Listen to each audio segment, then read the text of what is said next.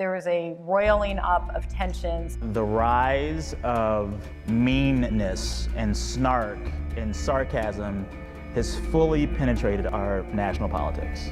We are a country that stands united in condemning hate and evil. There is not a liberal America and a conservative America. There is the United States of America. There's never been a time when they've been given half a chance that they've ever let their country down. Regardless of race, ethnicity, religion, or political affiliation, we are all human.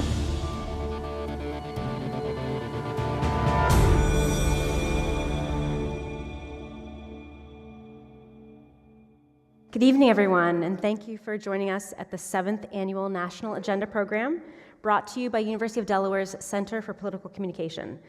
Tonight we have support from the Office of the Provost, and it's co-sponsored by the Journalism Program and the Department of Communication. I'm Dr. Lindsay Hoffman. I'm the Director of National Agenda and the Associate Director of the Center for Political Communication. This year, we're delving into the many divides that face Americans in 2017. As part of this programming, we feature nationally known speakers, including former Vice President Joe Biden, as was just announced yesterday. The Governor of Ohio, John Kasich, will be joining us on October 17th at 1 p.m. Tickets for students have already sold out, so that event will be live streamed, and as tickets become available, we'll make those available to students. You can find more information about that event at cpc.udel.edu/national agenda. We've already heard from a number of different divides facing the nation, including Brianna Wu, a first-time congressional candidate who is motivated to run based on her experience with online harassment. And we've heard from David Joy, an Appalachian novelist, who gave us a unique perspective on the American South. You can watch both of those talks at cpc.udel.edu/national agenda. Coming up, we'll hear from a stand-up comedian with Cuban roots, two former congressmen from opposite sides of the aisle, and of course, Joe Biden and Governor John Kasich, October 17th at 1 p.m. right here in Mitchell Hall.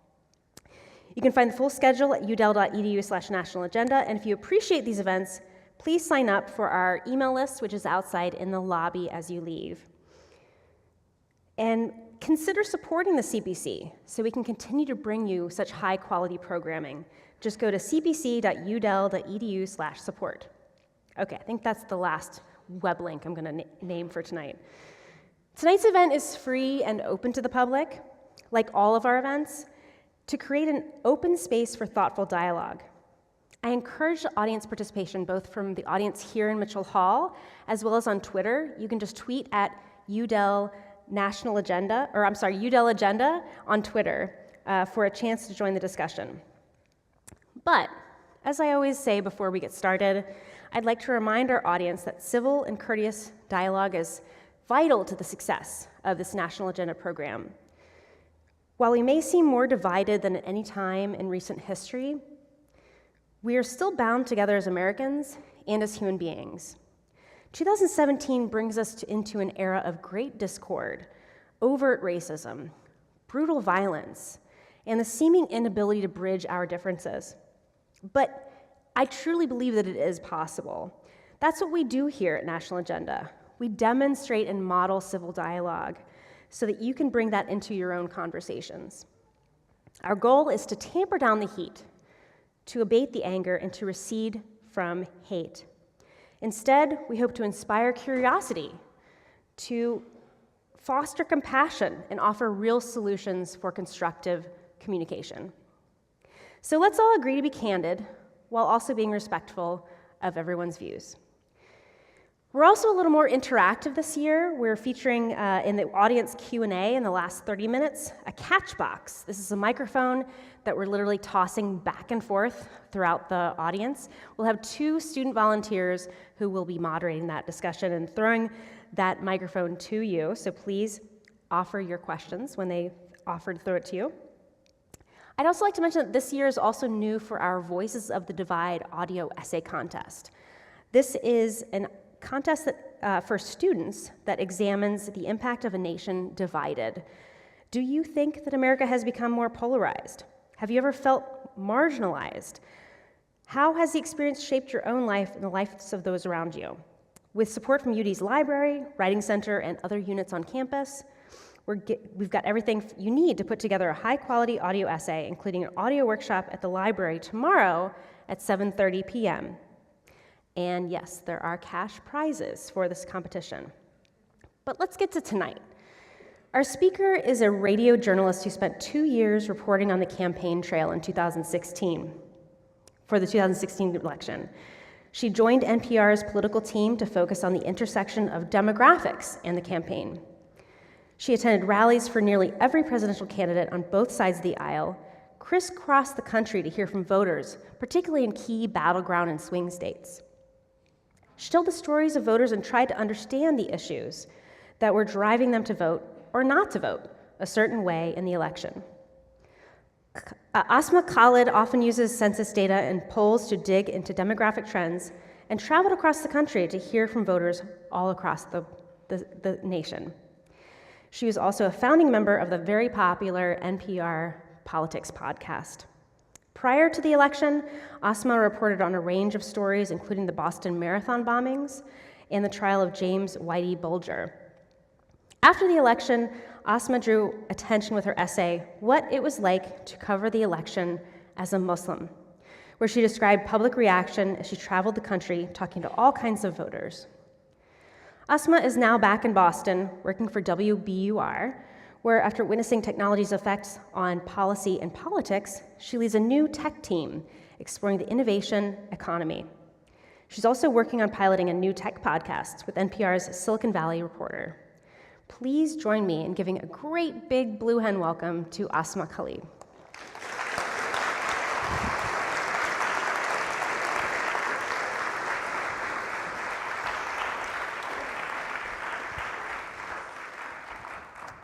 So thank you for that kind introduction, and thank you all for coming out. Ooh, is that me or? That was So I have some brief comments that I just love to give you all a sense of who I am and the work that I was doing, and then we can dive into a broader conversation. I think one of the things that's really helpful in understanding who I was in covering the campaign is also understanding a little bit about where I come from. I grew up in Indiana, in a relatively small town. It's called Crown Point. To give you a sense of what Indiana, in particular what Crown Point is like, the old county courthouse in our town has the 10 Commandments engraved outside, and that's just the way things are, the way things have been. I recently was discussing with some friends that I remember a distinct lunchtime conversation where there were a bunch of Catholic girls and a bunch of girls who are evangelical, and one or the other started telling the other one that they were going to go to hell. And I remember just looking at the outside, and nobody really said anything to me because being Muslim in our town was, to be honest, somewhat of a non-factor. This was all before September 11th. And so the environment that I grew up in, everybody had a faith. That was very normal. In fact, I think if someone would have come out and openly professed to not believe in God, to say that they were an atheist, that would have been extraordinarily controversial at that time. So given the fact that everybody did have a faith, being Muslim was not really a point of division, right? In our town, I think in some ways it was an extraordinarily normal thing. Everybody just knew that we believed in a God. It just wasn't exactly their God, and they didn't really know too much about it. So that's sort of the preface that I'd love to have you all understand where I'm coming from. This town is also in the shadow of the steel mills. It's in Lake County, Indiana. To give you a sense of how Indiana voted this year, all but 4 counties in the state went for Donald Trump. So it is a heavily conservative, deeply red state, traditionally speaking. So I want to fast forward a little bit to 9/11, and I know I was speaking with some students who told me that they were barely old enough to remember when 9/11 happened. I was a senior in high school, and again, it was really no big blip. It's funny now to look at that moment in time as being a really sort of divisive point, because if you look back at both how the president handled that situation, as well as how I think many of us who are Muslim felt we were extraordinarily I think, kindly treated by our neighbors. We had grown up in the same small town our whole lives. And so again, it was really no big blip. So then I fast forward many years to 2016. I was hired on to help cover the campaign for National Public Radio.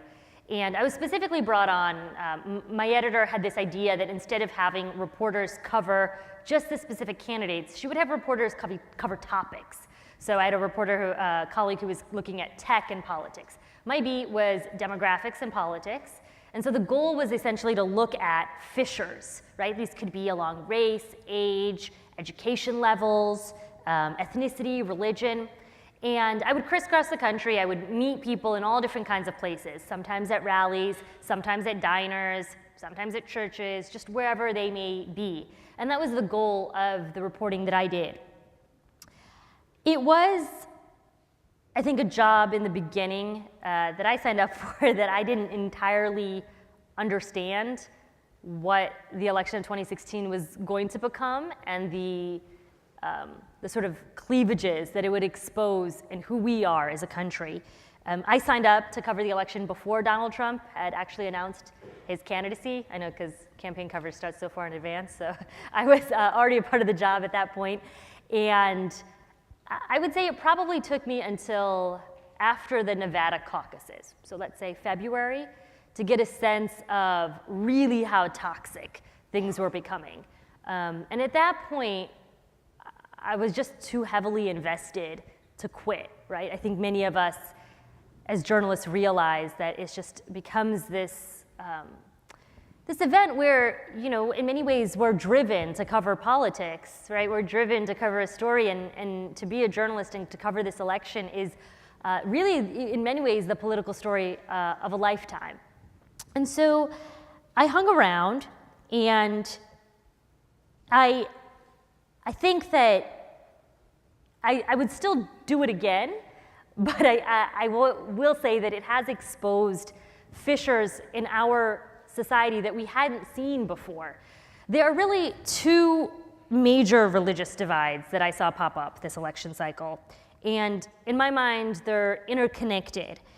The first category would be Muslims, and the second category are evangelicals. Evangelicals have long been a force in politics, right? Anybody who can look back at like a 90s election will speak to the power of the evangelical vote. What was fascinating to me this election cycle is the trepidation that they initially had for the Republican nominee, and then the full outblown support that we subsequently saw for them to support Donald Trump on Election Day.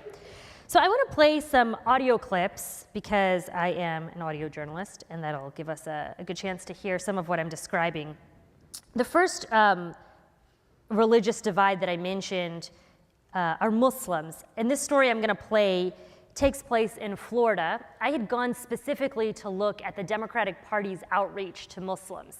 This may sound like sort of normal, you know, right? Campaigns reach out to different religious groups, but actually was quite revolutionary. Hillary Clinton was the first candidate to ever have somebody whose specific job was Muslim outreach. And I will go ahead and play this, and then we will discuss it. There was a very public incident in the 2008 campaign when two women in headscarves were prevented by Obama volunteers from appearing behind the candidate at a campaign rally. The Obama campaign then hired a Muslim outreach director, Mazen Asbahi, a lawyer in Chicago. It didn't take long for the far right to try to do some negative research. They made a guilt by association attack. Critics tied Asbahi to a controversial imam in the Chicago area, and within 3 weeks of his appointment, Asbahi had to resign. Now, Asbahi says, the country has changed. The type of guilt by association attacks that were made about me today would be brushed aside. And Keith Ellison agrees. 7 Muslims addressed the delegates at the Democratic National Convention. Never before have we seen any, in neither 2008 or 12, were any Muslims on the dais at all. The congressman says that before this election, anti-Muslim rhetoric was coming from what he calls haters. Now it's coming from the GOP presidential nominee. What I see this as is the Democratic Party saying, hold on, wait a minute, this is not a phase. You know, we must confront this intolerance And perhaps one side effect of Donald Trump's rise is that the Democratic Party can now publicly embrace Muslims. Asma Khalid, NPR News. That was a longer clip, but the reason I wanted to play that is you heard right at the beginning, I referenced an incident that happened in 2008. So I don't know how many of you all might remember this, but President Obama had a really delicate relationship actually with Islam, particularly when he was running in 2008. And he did hire the guy in my story that I mentioned, Mazen Asbahi. He was hired literally for 3 weeks to be President Obama's Muslim outreach director, but had to very quickly resign because of the political climate. So to me, one of the very interesting side effects of this election cycle was that there was finally, really this had never happened before, a deliberate outreach from the Democratic Party to reach out to Muslims. You also heard there Keith Ellison, he's a Muslim congressman from Minnesota, and he references the fact that this year at the DNC, this past 2016 election, there were 7 Muslims speaking. Again, really unprecedented, that hadn't happened. That to be Muslim, particularly during the Obama years, given the sort of delicate balance President Obama had to sort of walk, I think, given some of the misperceptions about who he was, Muslims were not really often given any political megaphones, you should say.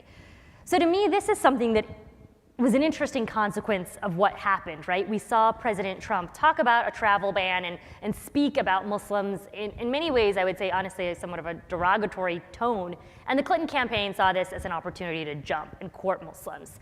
And we can talk about this later, but some people would actually argue that that was a really unwise and not politically savvy decision for her to make, and that by doing that, she further alienated some voters, given the fact that Muslims are about only 1% of the population.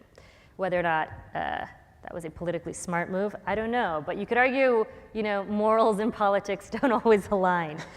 The other thing I mentioned to you all as a group that was very interesting to me in terms of the religious divide that we saw this election cycle, and then the religious divide that we continue to see after the election, is how evangelical voters decided to really come behind Donald Trump. And I mentioned this because I recall interviewing women in Ohio, specifically after the incidents where Donald Trump was accused of sexually assaulting women. And many of the women I spoke to at that time who are Republican, who are conservative, expressed really deep reservations about President Trump's moral behavior and whether or not he was really the right moral leader, particularly given their own personal faith backgrounds. I then revisited a lot of these women leading up to the election, probably say 3 weeks before the election. And what amazed me was how many of them had decided that regardless of what they saw as his questionable moral behavior, he was still better than the other choice. And for some people, they had actually come around full circle. The group in which I found this the most interesting, actually, were among Latino evangelicals. We, throughout the campaign, had kept hearing that Hispanic voters were not going to vote for Donald Trump, given the rhetoric that we heard about Latino voters this season. And I think I was guilty of that as well. Like a lot of people, I sort of believed what the pollsters said and believed what I had been hearing. But then the election happened, and we realized that about a quarter of Hispanics did vote, according to the exit polls, for Donald Trump. And a lot of that support did come down to religious communities. And so I did this piece, and we'll just play a snippet of it here, where we hear from some evangelical voters, particularly in Florida. The truth is, a substantial number of Hispanics voted for Trump. Meet Pastor Mario Bramnick. For most Latinos, not only Hispanic evangelical, family values are important, social values are important. He's an evangelical minister who was a Trump surrogate. There was this real skew towards religious liberties in the last 8 years of the Obama administration. And Mr. Trump said, you guys are losing your right to speak. And he said, if I become president, you will have your right to speak like everybody else. Trump did make an effort to reach out to Latino conservative Christians. Both of his sons visited Hispanic congregations that final Sunday before the election, and it paid off. I ended up voting for Donald Trump. That's Joseph Adorno. He's a millennial, 23 years old, and an engineer in Florida. And for him, a vote for Trump was essentially a vote for party loyalty and Christian values. I guess it's more about the Republican Party, in a way. The person that was going to be elected would nominate a lot of people in power, like the judges, and I felt that he would nominate more conservative judges. All right, so, Joseph Adorno, to me, is so interesting given, I think, both just his logic, but also because I had met Joseph earlier on in the campaign. He was a big Marco Rubio supporter. I met him at a church in Orlando, a Spanish-speaking congregation, and he was deeply, deeply troubled by how Donald Trump spoke about immigrants at that point in time. He's Puerto Rican. I've been really wanting to call him lately and see what he thinks, but I have not checked in with him. And yet for him, it was his faith that drew him to Donald Trump. And the reason I mention both the sort of cleavaging of Muslims aligning with the Democratic Party and then also the shift that we're seeing with evangelicals wrapping really their arms around Donald Trump was to me that these are divides that were really crystallized this election cycle. So Muslims are a really small percentage, right? Nobody's really quantitatively looked at how they vote. It's really hard to do. But anecdotally, people will say that prior to 9/11, Muslims were staunchly Republican. They were quite conservative. They aligned, largely speaking, with the Republican Party on social values. And in this election cycle, the early polling that we saw, whatever it is, on Muslims indicates that an overwhelming majority of them did vote for Hillary Clinton. And that's sort of a solidifying away. And you could argue a lot of that was already happening, right, during the war on terror years under President Bush, and then sort of deepened to be a Democrat under President Obama. But that, to me, was a really interesting crystallization. And then on the other side, we see a president for whom his morals raised a lot of red flags for the evangelical voters. But ultimately, again, if the polling is to be, believed here, they, it seems, came out and supported him more than they came out and supported Mitt Romney, which to me is just a really interesting situation of how we see different faith communities rallying behind, different communities. So those we can talk more about if you all have questions, but I think part of why those two divides really interested me is I grew up in a community in which many people I knew were evangelical, and I was Muslim. And those divides did not exist in my mind growing up, nor I would say if I were to speak to most of my friends, did they exist in my reality. And yet they were probably the two starkest religious divides I saw this election cycle. And at the end of the campaign, I actually wrote about this and also did a voice interview with one of our All Things Considered hosts. And it was probably the most honest and authentic reflection on the campaign that I think I did during my 2 years on the race. So I'd like to play a couple of clips from there. Here we go. But in the last year and a half, that hasn't been the case. This is Audie Cornish, one of our hosts. Covered the presidential campaign. And she also wears a headscarf. On Twitter, she dealt with constant abuse and religious epithets.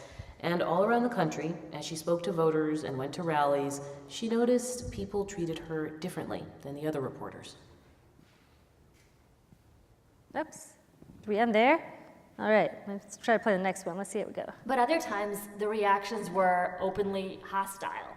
I went door to door with a canvas group, Working America. They're affiliated with the AFL-CIO, so they had supported Hillary Clinton. And they were in this white working class neighborhood in South Columbus. And we got to this one house where we met this middle-aged woman who opened the door. She started talking to the canvasser, and mind you, in all these interactions, I'm kind of the fly on the wall. I'm silent, and right, I've done this as well, but you're standing to the side with your microphone, aiming it at both the person at the door who's rung the doorbell and the person who opens up the door. Exactly. And what happens next?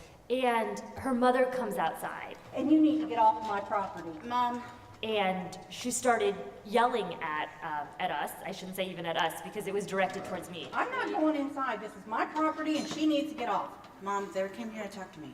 She's not in the best of moods today. In this moment, there were two of us. There was the canvasser, who was a young white woman who was asking the questions, and me. And the woman who was actually answering the questions, she was very apologetic for her mother's behavior. She sort of hushed her mom back indoors. But as the canvassing interaction went on, I could hear her mother still in the background. I'm on my front porch. This is even more ridiculous. And you heard her in the background saying, there's a Muslim on my property, and this is even more ridiculous. And she was just so upset. And I had audio tape of the whole interaction because when you go door to door canvassing as an audio reporter, you run your mic. You're like a fly on the wall, but it was rolling and recording. And I came back with that audio tape, and I didn't do anything with it. We talked about it for a while in the newsroom, what I should do with it, and I came down to the ultimate decision that I don't want to air this audio tape until after the election is over. I don't think it would have persuaded anybody. I don't think it would have given them any insights into anything. But ultimately, I wanted to, and I wrote this essay because people have often talked, in postmortems about the election, about what the motivating factors were, and about, I guess I should say, the influence or the force, the power, let's say, of the economy, right, as a motivating factor.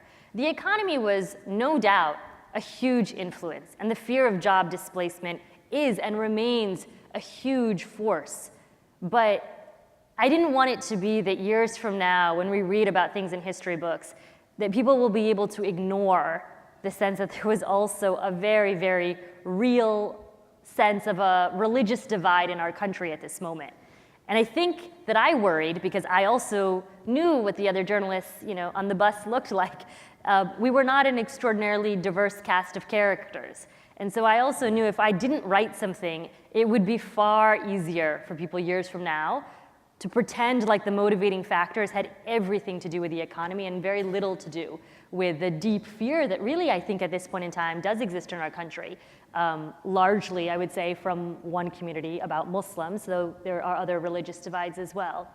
And so I wanted this to be a part of the historical record that we would always have. So I will end it there because I'm sure that everyone has questions, but thank you all very much. Thank you.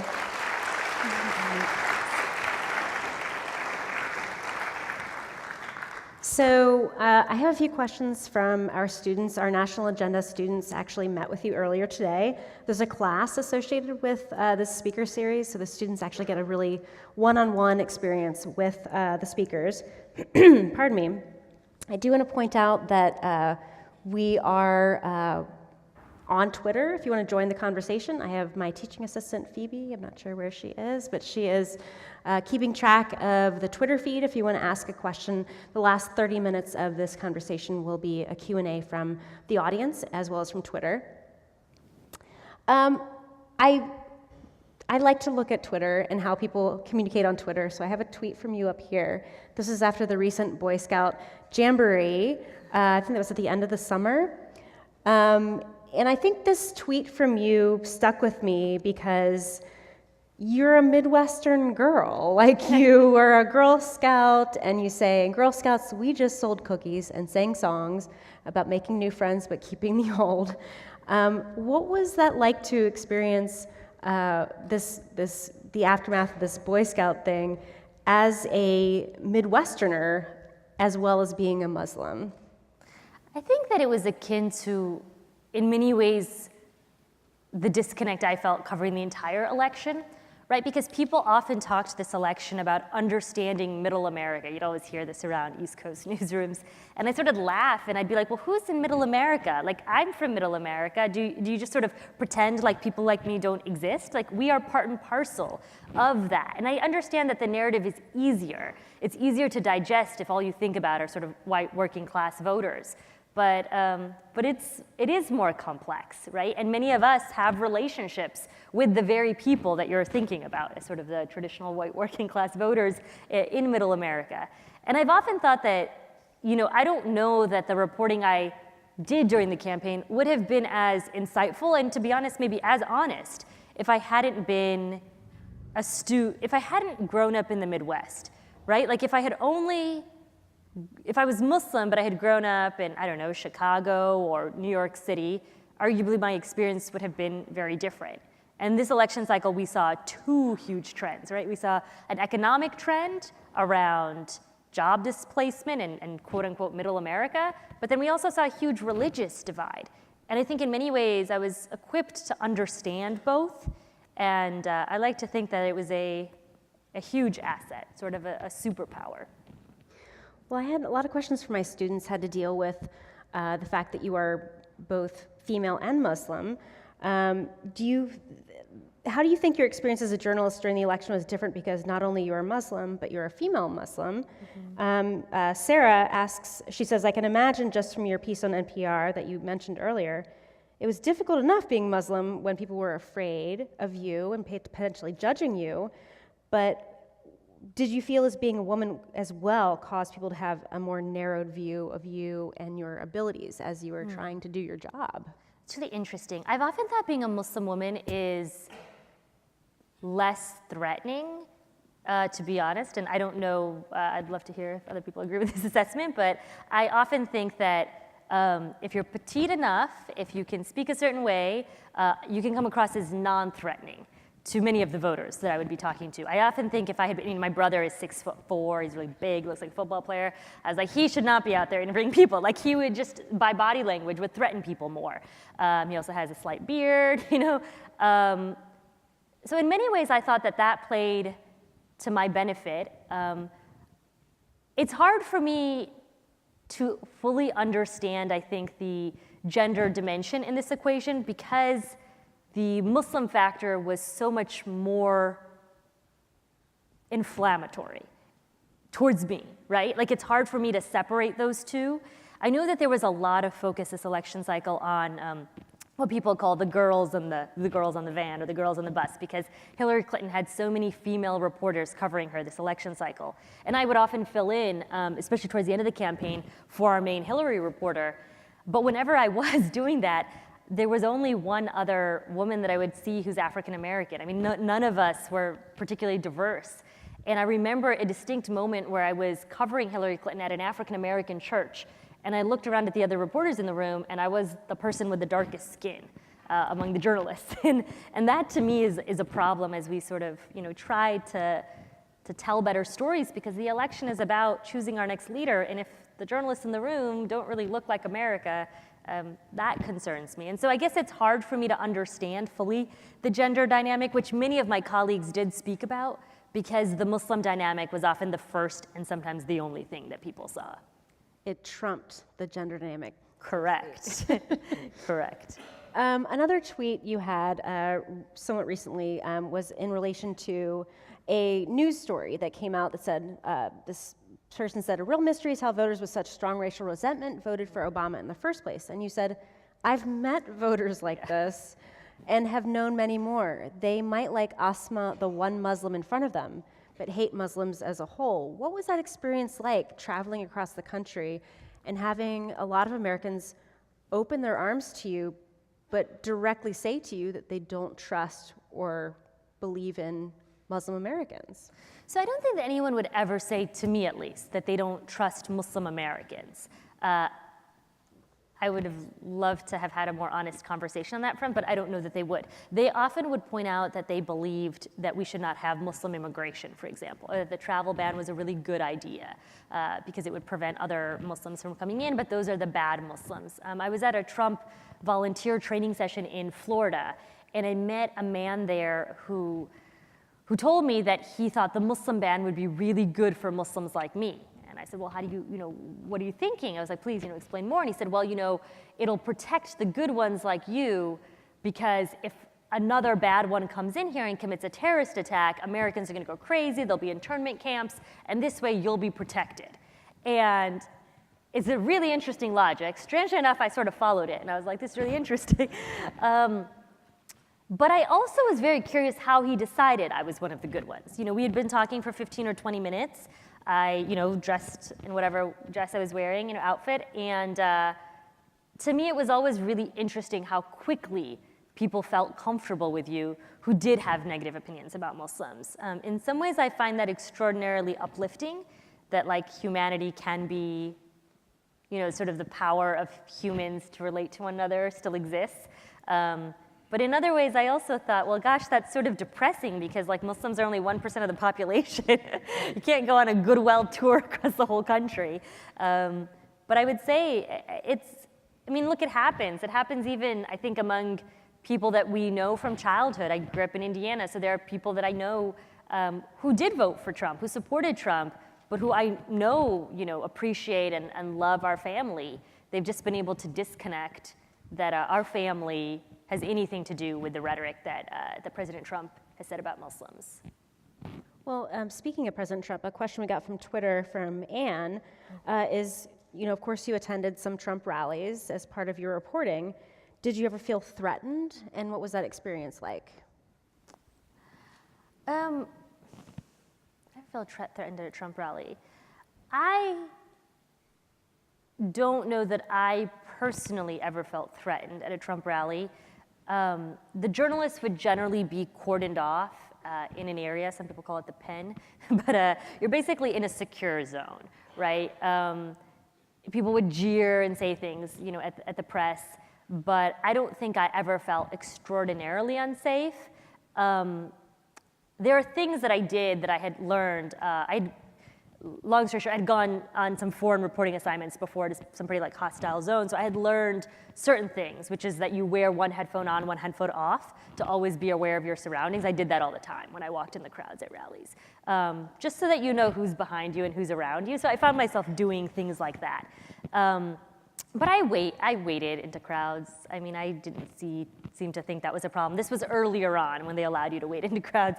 As the campaign season went off, it was harder for journalists to get out. But I often found that people at Trump rallies would often be eager to speak with me. We could all hypothesize about why that's the case, but I found them really wanting to talk to me. Sometimes I would get invitations. They would like to invite me to their home or to their boat for the weekend, which did not happen to all my colleagues, so that was real interesting. And the last thing I want to say about the rallies is, I do think there was a genuine change in temperament from the beginning of a rally to the end of a rally. Trump was really able to galvanize the crowd and energize them. And you could see this. I mean, it was really sort of mind-boggling that I would often interview people before a rally for that reason, because people would just be calmer, sort of waiting in line, chit-chatting. But throughout the rally, he would really sort of it's almost like a call and response. He would yell something out, they would yell something back, lock her up, and it would just get the entire sort of temperature in the room, right? Metaphorically speaking, would rise. And I think people at the end of the rally, therefore, would feel more emotional. But that being said, I think the only times I felt unsafe were sometimes when I was going out on my own, because I did a lot of work where I was going out to smaller settings to interview people, right? Like county meetings or parks, diners, public places. And so towards the end of the campaign, probably after the summer, after the conventions, I started asking for a producer to travel with me. And so I traveled with a producer, usually with a male producer, and I think that was partly for safety, but also candidly, he is from North Carolina and has a Southern accent. And I think that as a team, we were just a more convincing team when we met voters. So. That's interesting, because our last speaker had a North Carolina accent that I think we were all sort of, fell in love with. Maybe it was just me. I'd like to point out we have done some polling around your visit, which is asking Americans, this is a national survey that the Center for Political Communication conducted, looking at how Americans perceive Muslims in America. We asked about whether Muslims are portrayed fairly in the media, whether you have any personal friends who are Muslim. We had a number of questions, and I think this one stood out to me because we asked pretty stark language. We asked very clearly, do you see Muslims more as them or as us? And this is the kind of language that I think we don't like to use in civil discourse. We like to say, let's open this up a little bit more, but I was curious as to what would happen if we asked this for a representative group of Americans. This is just last week, and nearly 3/4 of Americans viewed Muslims as more them than us. What is your response to that? So I don't know that I have much to respond to, right? And in part, I guess this goes back to the fact that this has never been an internal debate for me, right? I don't really even know what them and us means entirely, right? I have felt constantly American, and we could talk more about this. I mentioned this to your class of students. I recognize I have a somewhat unique immigrant experience. So my mother did not immigrate here. my grandparents immigrated here. And so they have an experience that is very singularly tied to the city of Chicago during the 1960s. And my grandfather was a very dark-skinned man, and my grandmother was a very light-skinned woman. And so the stories that I feel about the civil rights, and particularly because my grandfather then befriended many people who were Black and Muslim in Chicago in the 60s, is so connected to the experience of being Muslim in America that is very different than an immigrant experience. So that being said, I recognize that my experience is probably a little bit different. But whenever I see polls, sort of akin to this, I think Pew has also done some similar type of polling. I often think this is a question that I think non-Muslims have to wrestle with, right? I don't know that I can do anything to make somebody feel more comfortable, especially because I'm not having this internal debate. It seems that many Americans are having this internal debate, right? About who gets to be an American, what does being an American mean? But I think for me, that's a resolved question already.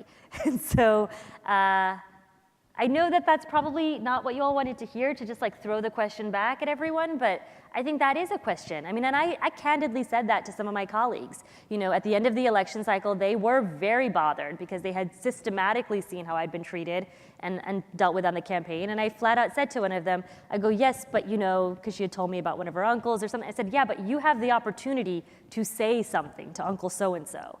I don't have an Uncle so-and-so who feels that way about Muslims. So you have the opportunity to do something. I think that's much more a constructive conversation for you to have than for me to have.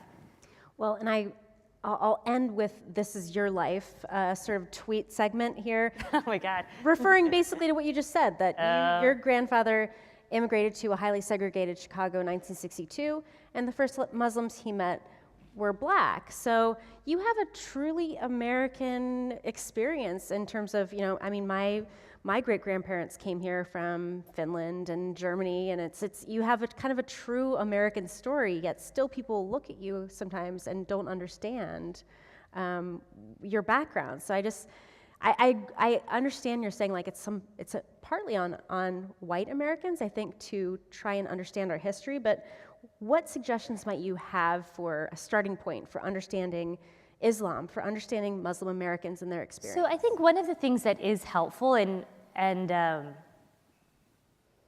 I don't know that it's portrayed this way by many mainstream media outlets, is just the sheer percentage of American Muslims who are Black. I think this is a convenient part of the conversation that is ignored for a whole variety of reasons. But I'm in Boston now, and one of my dear best friends, she's a very dear friend of mine, I should say. She's a professor at Harvard. Long story short, she is African American and Muslim, and I've just often thought this is such a strange divide that people have, that they can't seem to understand that there are people whose lineage goes back to the very founding of this country, who were brought here as slaves who were Muslim. I mean, that is a historical fact. And, for many years, some of them didn't practice Islam. That's, but then many of them did become Muslim again, say at the, earlier part of the century. I was in Iowa, and I think it's in Cedar Rapids, Iowa, and there's a mosque, I believe it's in Cedar Rapids, that is known to be one of the earliest mosques in the US that dates back to, the sort of early 1900s. And to me, it's always so interesting. I understand that a large chunk of the Muslim population is newer to this country, but I also think it's a convenient fact to ignore the idea that there have been Muslims that have been a part of the conversation for a really long time. I highlighted a piece earlier here from Keith Ellison.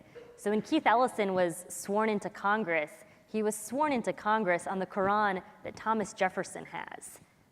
I mean, Thomas Jefferson had the Quran and was reading it because there were already interactions with Muslims at that point in time. And I don't know, I think maybe if we can all recognize that Muslims have been a part of our history in our country, that it would be a little bit less scary for folks who see this as an imminent threat taking over the country.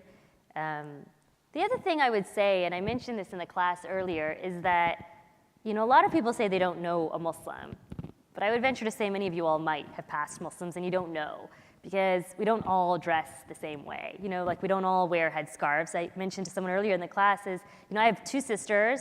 One doesn't wear a headscarf, one does. And her name, the older one, is Noreen. You know, I don't know that anybody walking down the street would know that she's Muslim. And you said she dresses like a Kardashian. She looks like a Kardashian, but she dresses really well too. and I think what's so interesting about this is just the idea that, you know, it's really difficult, I think, for folks to wrap their head around the idea that there can be different levels of like religiosity. I want to bring up one other quick example. When I was at NPR, I have a good friend who is, he used to work at NPR with me, who's Muslim, and he is gay. He wrote an op-ed actually in the New York Times about being gay and Muslim after the Orlando shooting, and it, to me, is interesting because it was always hard for people, just because him and I had a different, I would say, like, religiosity, right? He very much identifies as being Muslim. For people to wrap their heads around the idea that he could be Muslim. And I distinctly remember someone asking me once in the newsroom, oh, what is he? And I go, what do you mean? And they said, oh, like, is he Muslim? And I sort of laughed at that idea because I was like, no one would go around questioning the Christianity of our fellow coworkers. You know, it's such a laughable idea in the newsroom. And so to me, I guess I just would also encourage you all to, you know, and I can speak, I guess, more specifically about being Muslim, right? It's harder for me to talk about religious divides from the other end because I have not grown up in an evangelical household. But when it comes to Muslim identity, I think one of the things that is really helpful is for folks to realize that there is a lot of diversity within the Islamic faith itself and the practice and the religiosity. And there are many different kinds of Muslims. And you may know more Muslims than you think, you know? There are Muslims who are basketball players. There are Muslims who are actors. And they are a part of American life already. I think sometimes it's just a little convenient to pretend like those Muslims aren't there.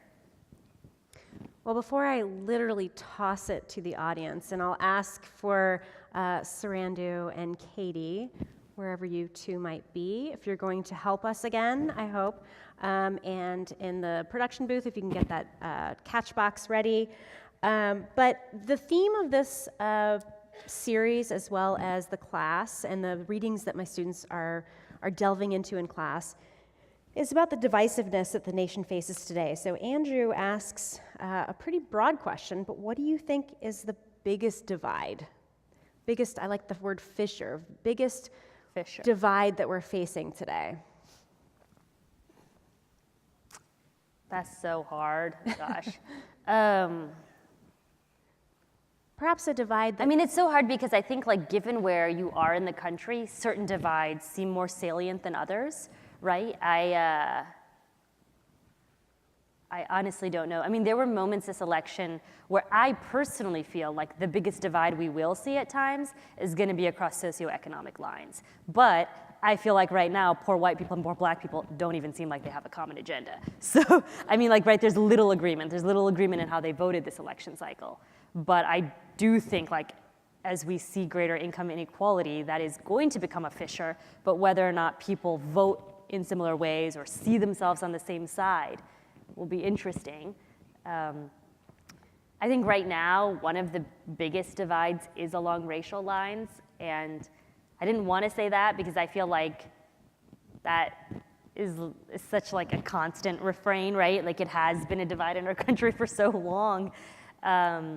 But I say that in part because in meeting with voters, oftentimes I think one of the interesting things about being, I guess, at least the skin color that I am, or being Muslim, is that I never really fit into conversations where everyone was white or where everyone was black. But sometimes I think I got really interesting insights from both communities and then realized that people don't understand where the other person is coming from. And I worry that even when we look at the conversations right now around the national anthem and the NFL, that, you know, some people are having a really hard time understanding where the other person is coming from. And I think without empathy, it's really hard to bridge a divide, right? And people often point to gay marriage and say, oh, well, look at how the country has changed on gay marriage. And I think that's a totally, totally different equation, because at the end of the day, people realize that, you know, different family members of theirs are gay. It's much more difficult because we as a society are not that integrated that we have, you know, black and brown grandchildren everywhere yet. So I think it's still far more foreign for people. Well, I'm glad you brought the idea of empathy up, because one of our students, Bailey, before I toss it, again, literally, to the audience, how do we teach empathy? How do we model empathy? How do we demonstrate empathy? How do you teach empathy? I don't know. I mean, I honestly don't know. I would love some guidance on that front. I sometimes wonder if that is like an innate trait. That is a really, what's the right word for that? Like there was another word, fatalist, right? Attitude, I think, to have. But a part of me does wonder, and I say that in part because after the election, I interviewed a couple people. It's a really interesting story, who connected through a social media platform, one Trump voter, one Clinton supporter. And the guy said to me, I realized I don't have a lot of empathy. That's just how I am. Like, I just don't understand. Like, and he clearly wanted to. So he was on this social media platform where he could connect with, you know, a different kind of voter. But he just said, that's who I am. Like, I don't know how to be something else. And I think for many of us who grew up as a non-majority in a community, so in my case, it was being Muslim in a very predominantly sort of white, small, conservative community, we got accustomed, I think, to understanding, because that's sort of like what you have to do, right? I said to someone earlier at dinner that, you know, this sounds so crude as I say it, but I think it's very accurate.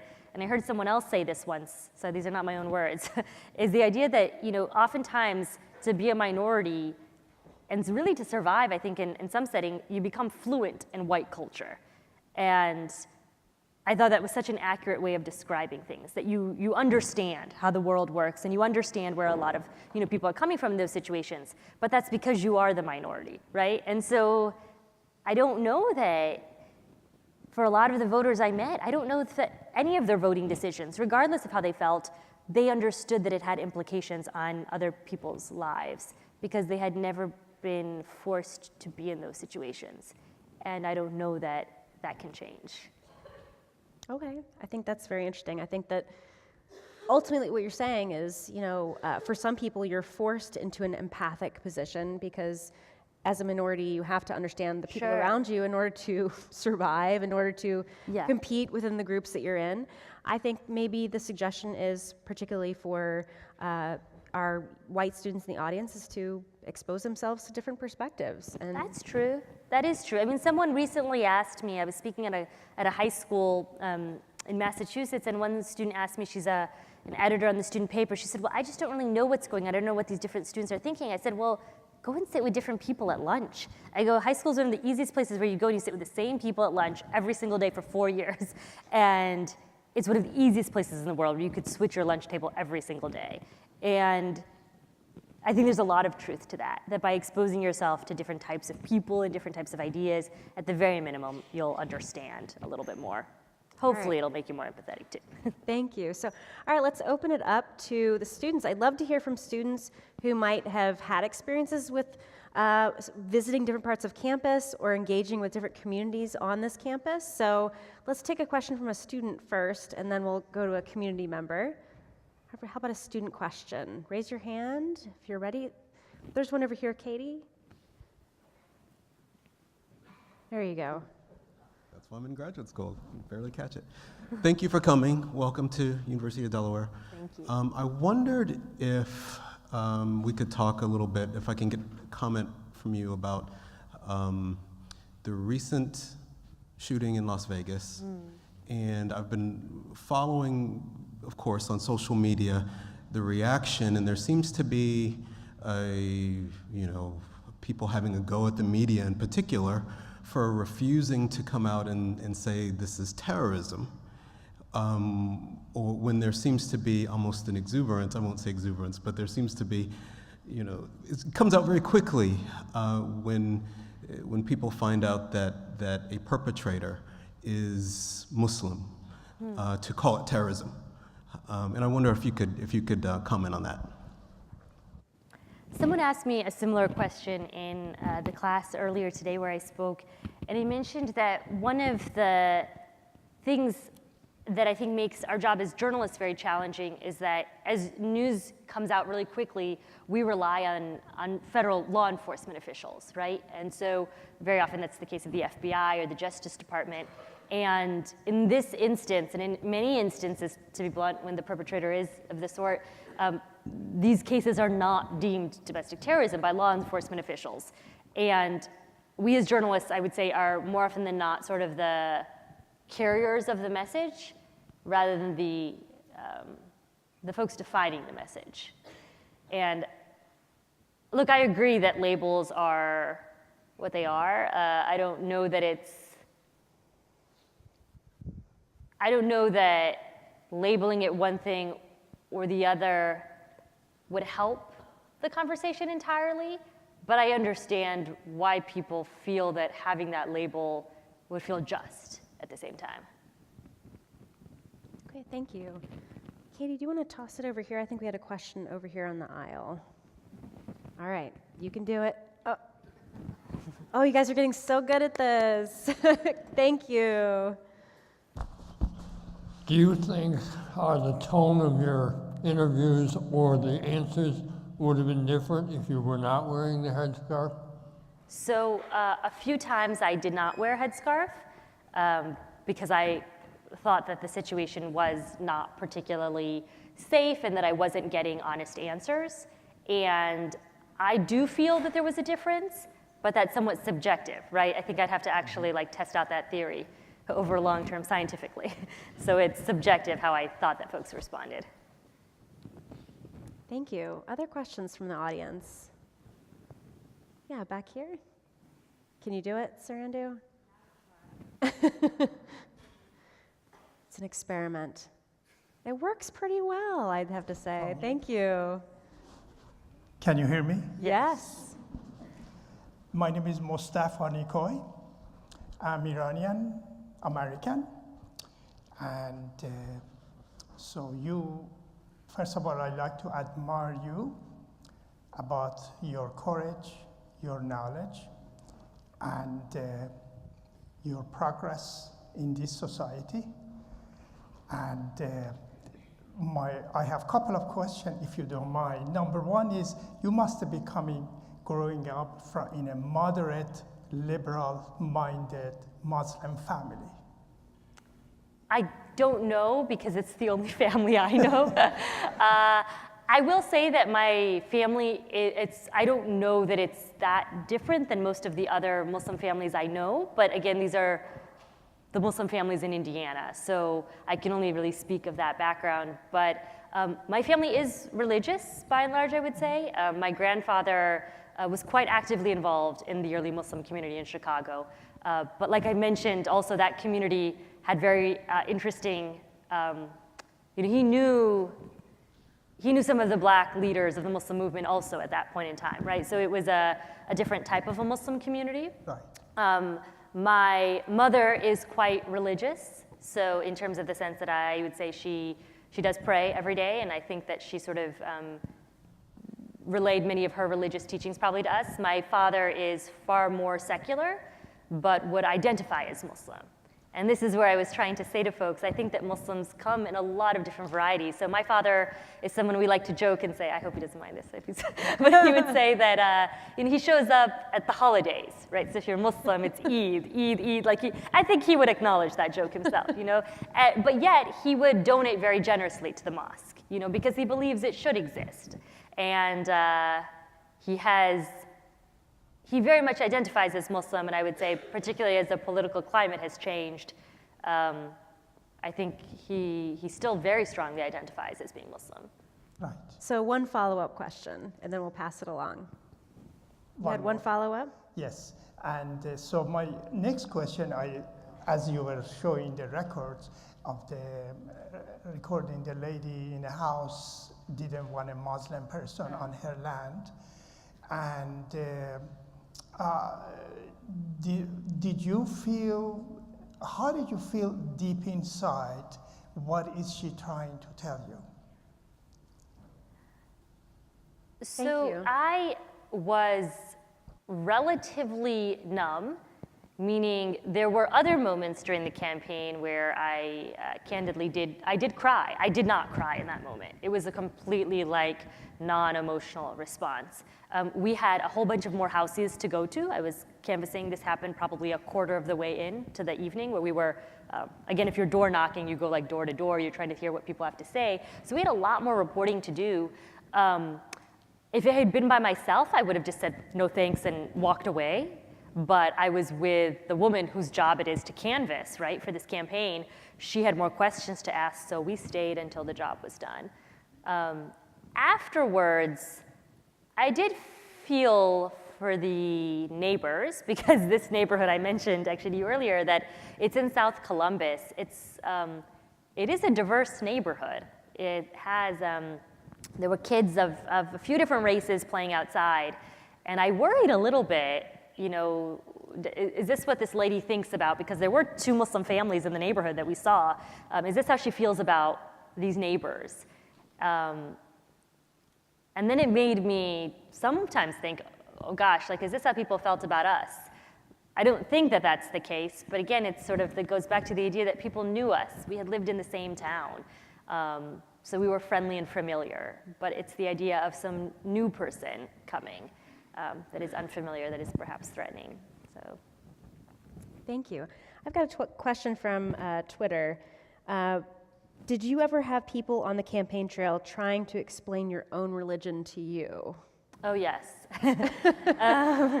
Yes, or very leading questions. So with the gentleman I mentioned in Florida who told me why the Muslim ban would be good for Muslims, he prefaced all of this by explaining to me that he had spent a year in Cairo, and he knew all about Islam. And I kept my mouth shut. I often didn't say anything. I mean, I don't want to really get into like polemical debates with anyone, but my background is political science and journalism, but I do have a master's in Islamic studies from Cambridge. I also, like, somewhat theologically did study my own religion, and so I did not want to go there with him at that point. But to me, it was so interesting because I was being theologically explained, about, he said, well, there's some Muslim, it's in their teachings, I believe he said, for them to kill.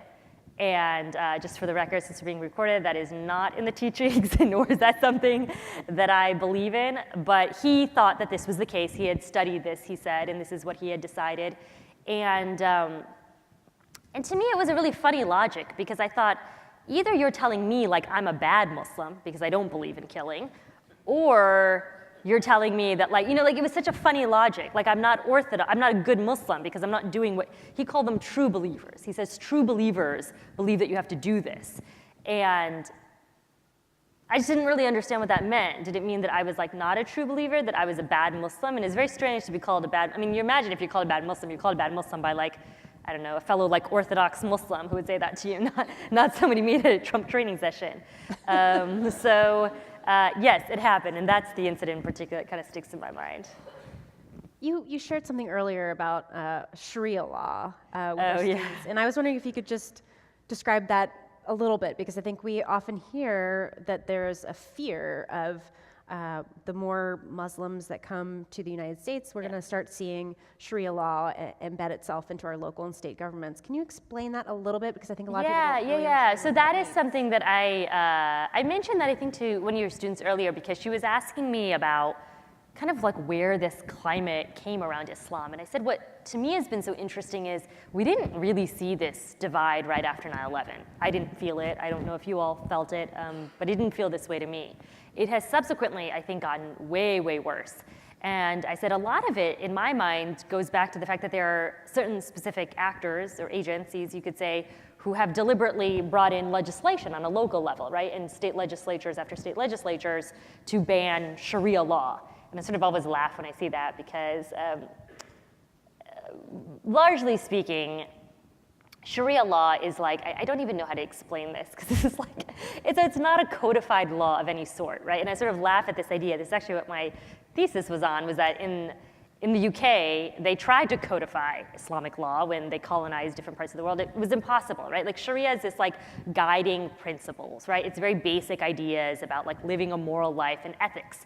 And to me, I sort of always laugh because I've never ever met a Muslim who like knows exactly what Sharia is, right? It's such like an ambiguous moral code. Nor have I also like gone, you know, like the 10 Commandments are something that are all written out. Like Sharia is not a written out thing, like here's the 10 codes of Sharia, like that doesn't exist.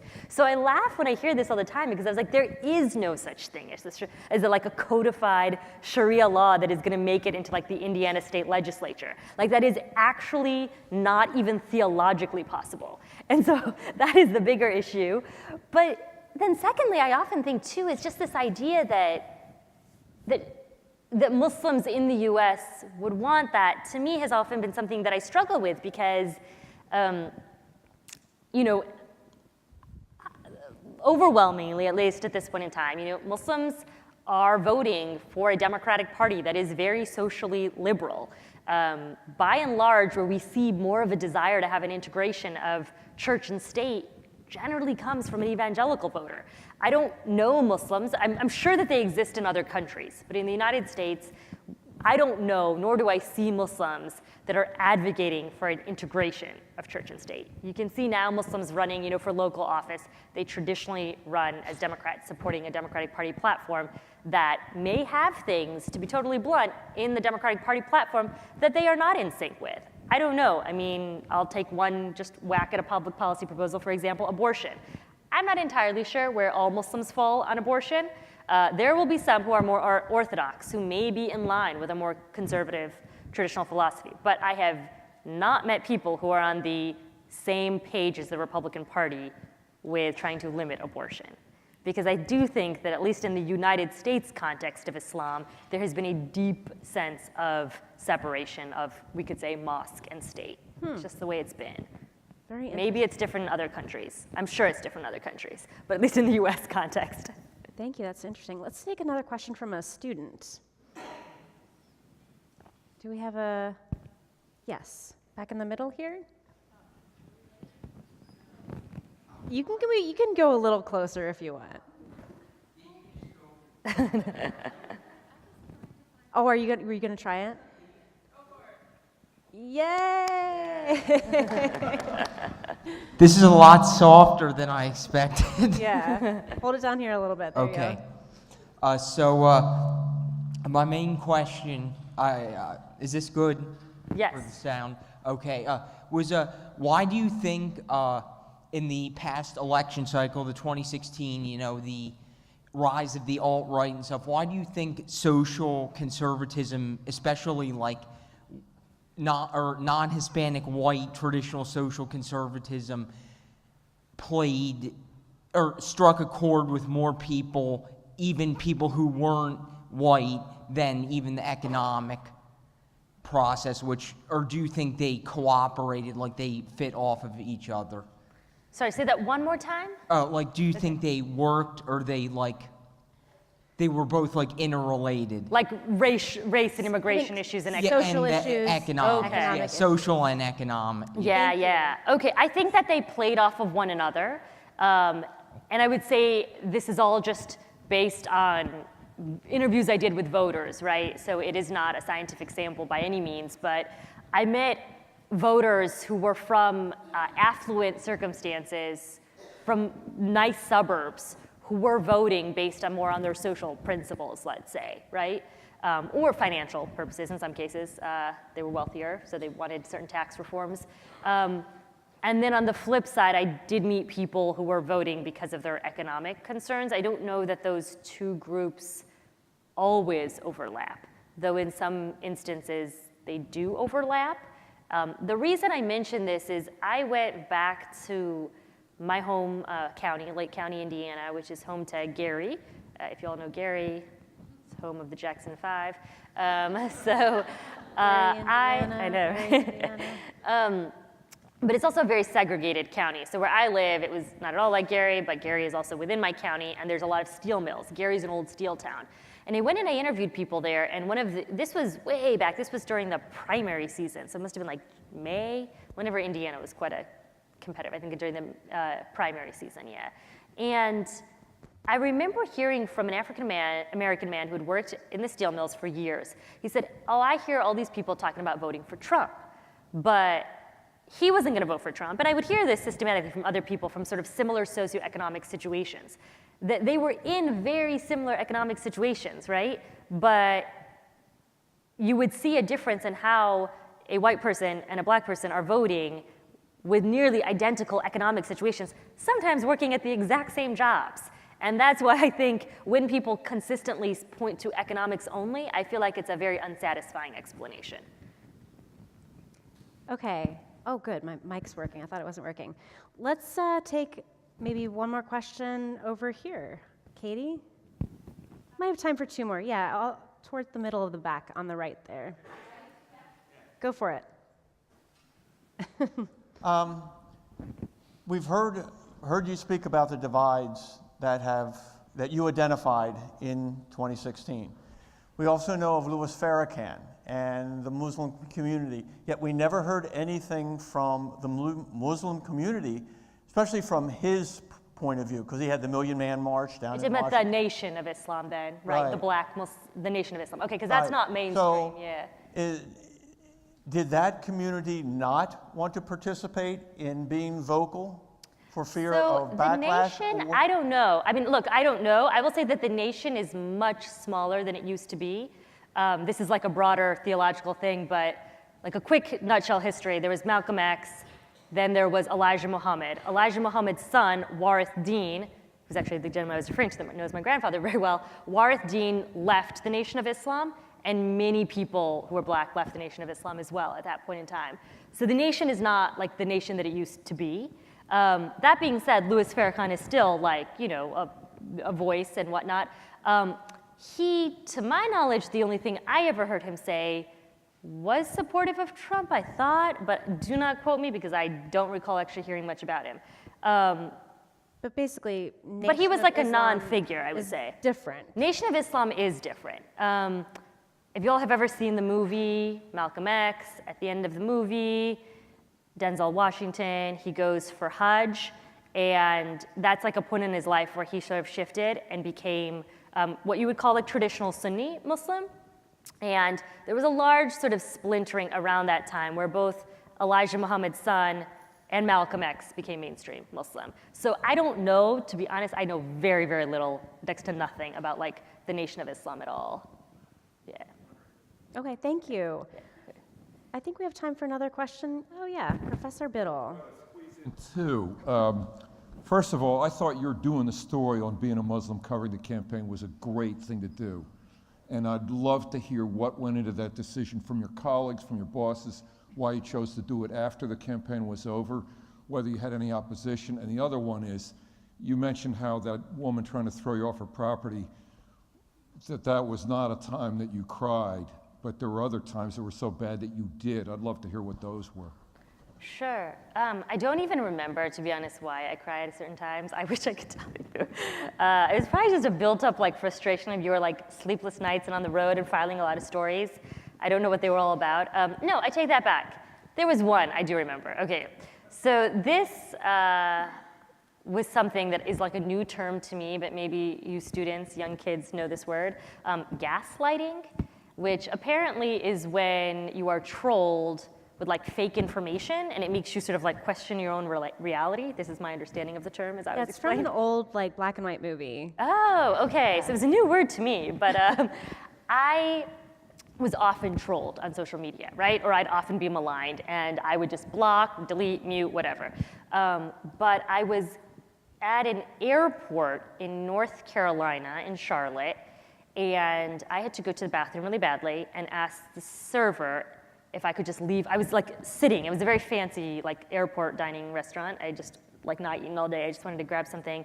And so there's a sit-down meal. I said, can I just leave my bag right here? I'm just gonna go to the bathroom. And she said, yeah, no problem.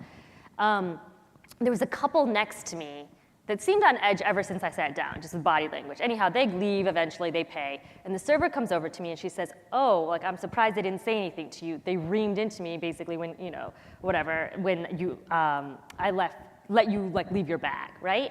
And so we talked about it and sort of made, you know, oh yeah, like why they did that or whatever, you know. And so long story short, I left her a pretty nice tip, and then I tweeted about that. It happened.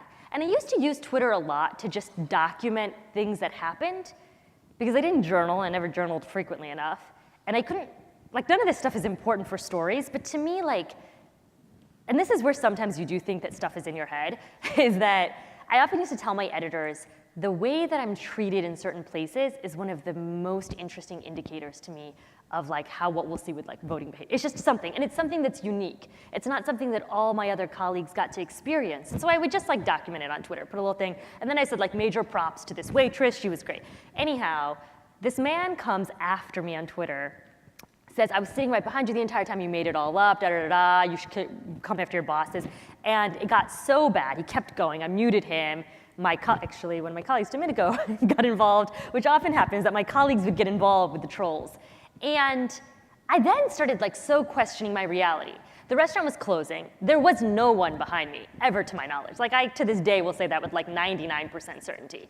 But I started like questioning all these things. I was like, did I imagine this? Did this not happen? Did the waitress lie? Like, why would she lie? And my mom called me, I remember that night, and she said, just get off Twitter, because she could see what was happening. My Twitter account was public. And I did, and I deleted it. And I remember that day, next day, my editor called me.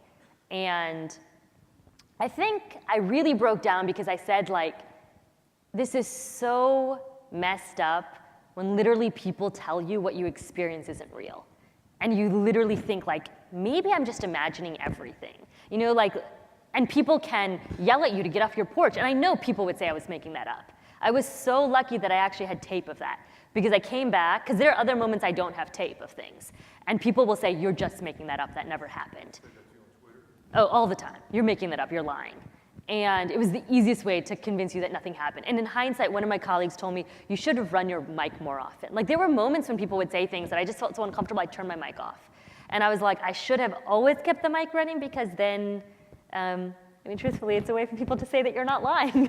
And it's a way to also, when you're like so sleep deprived, be like, yes, that actually did happen. Because I think when you're so maligned,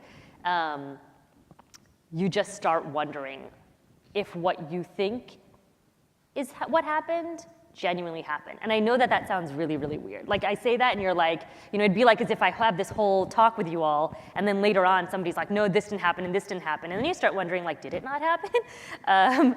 And I think that that can happen sometimes. So that is apparently gaslighting. I did not know that term until this election. This entire talk has been recorded, so we can go back later and we'll get the evidence for what actually happened. I'm sorry, you asked me one other quick question. I don't even remember what it was. I'm sorry. Like, oh, okay, real quick. Yeah, so to do the piece, there was no qualms about doing the piece. I wanted to hold off until the end of the election cycle because I did not want people to dispute the veracity of my reporting.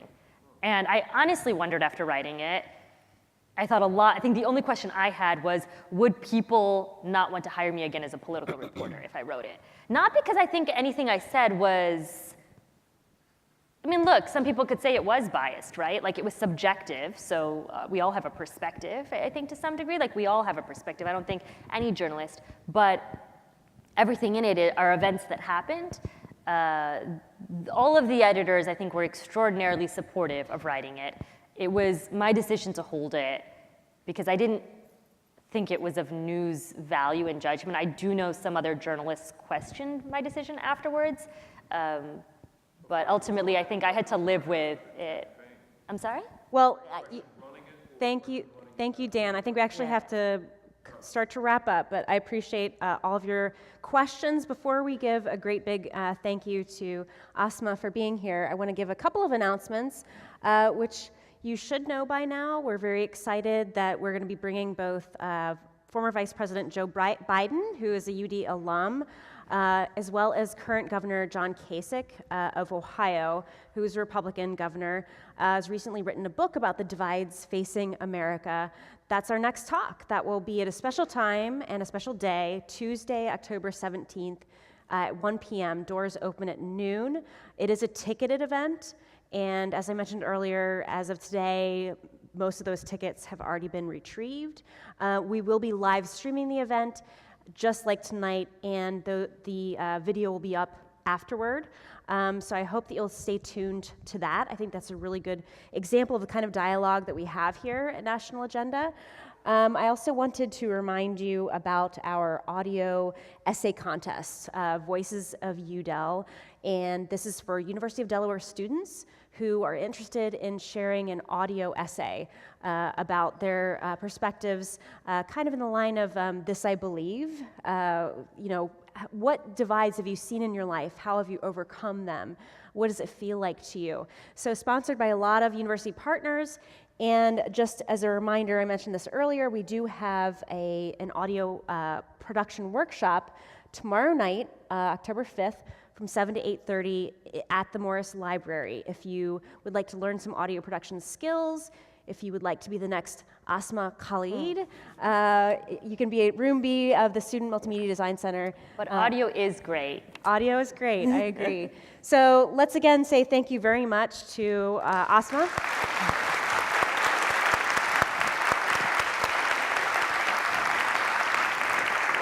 Thank you all for being here.